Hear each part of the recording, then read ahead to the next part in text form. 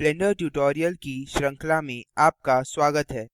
यह tutorial navigation camera view के बारे में है। हम सीखेंगे कि ब्लेंडर 259 में कैमरा नेविगेट कैसे करे। यह स्क्रिप्ट लता द्वारा अनुवादित है और आवाज यश वोरा द्वारा दी गई है। यह ट्यूटोरियल देखने के बाद हम सीखेंगे कि नए कैमरा व्यू के लिए कैमरे का लोकेशन कैसे बदले, कैमरा व्यू को रोल, पैन, डॉली और ट्रैक कैसे करें, और फ्लाई मोड का उपयोग करके नया कैमरा व्यू कैसे चुनें। मैं मानता हूँ कि आपको पहले से ही पता है कि अपने सिस्टम पर ब्लेंडर कैसे संस्थापित करें। यदि नहीं, तो कृपया ब्लेंडर संस्थापित करने के लिए हमारे पहले ट्यूटोरियल्स देखें। डिफ़ॉल्ट रूप से जब ब्लेंडर खुलता है, 3D view user perspective view में होता है।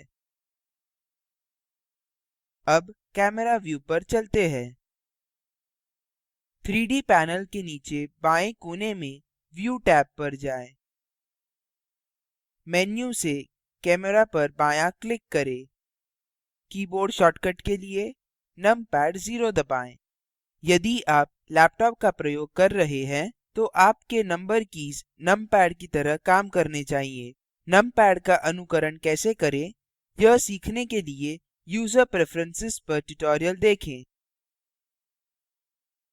यह कैमरा व्यू है। डॉटेड बॉक्स सक्रिय कैमरे का व्यू फील्ड है। इस डॉटेड बॉक्स के अंदर सभी ऑब्जेक्ट्स को प्रस्तुत किया जाएगा। रेंडर सेटिंग्स को अगले ट्यूटोरियल में सिखाया जाएगा। ब्लेंडर आपको अपने वर्तमान व्यू पॉइंट से समान बनाने के लिए सक्रिय कैमरे को उपयुक्त स्थान और अनुकूल बनाने की अनुमति देता है। देखते हैं कि यह कैसे करें। पर्सपेक्टिव व्यू पर वापस जाने के लिए नमपैड 0 दबाएं। आप देखते हैं कि कैमरा व्यू से स्विच करने के लिए शॉर्टकट नमपैड 0 एक टॉगल है। माउस व्हील या मिडल माउस बटन पकड़कर रखें और जहां आप अपना कैमरा रखना चाहते हैं, उस स्थान पर व्यू को घुमाने के लिए माउस को स्थानांतरित करें। मैंने यह स्थान चुना है। Ctrl, Alt और नमपैड 0 दबाएं। कैमरा नए स्थान पर चला जाता है। 3D व्यू उसी समय कैमरा व्यू में बदलता है। ब्लेंडर आपको कैमरे पर कुछ नेविगेशनल क्रियाएं करने की अनुमति भी देता है, जैसे रोलिंग, पैनिंग, ट्रैकिंग आदि।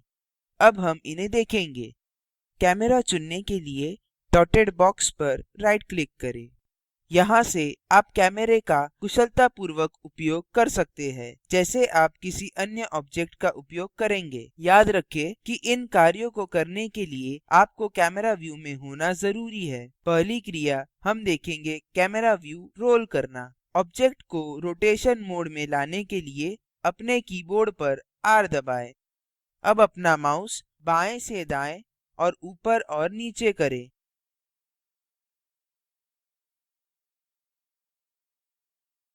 डिफ़ॉल्ट रूप से यह कैमरे को इसके लोकल Z अक्ष में घुमाता है, अर्थात अक्ष के चारों ओर जो कैमरा व्यू के अंदर या बाहर आता है। क्रिया को रद्द करने के लिए स्क्रीन पर राइट क्लिक करें या कीबोर्ड पर एस्केप दबाएं। यह आपको आपके पहले कैमरा व्यू पर वापस ले जाएगा। अब अगली क्रिया हम देखेंगे कि कैमरा व्यू पैन हो रहा है। पैनिंग दो दिशाओं में है, बाएं से दाएं या ऊपर और नीचे। ऑब्जेक्ट को रोटेशन मोड में लाने के लिए R दबाएं, X 2 बार दबाएं। पहला X रोटेशन को ग्लोबल X अक्ष पर बंद करता है, दूसरा X रोटेशन को लोकल X अक्ष पर बंद करता है। हम ग्लोबल और लोकल परिवर्तित अक्ष के बारे में अगले ट्यूटोरियल्स में विस्तार से चर्चा करेंगे। अब माउस ऊपर और नीचे घुमाएं। कैमरा व्यू ऊपर और नीचे घूमता है। अब Y 2 बार दबाएं। पहला Y रोटेशन को ग्लोबल Y अक्ष पर बंद करता है, दूसरा Y रोटेशन को लोकल Y अक्ष पर बंद करता है। अब माउस बाएं से दाएं घुमाएं।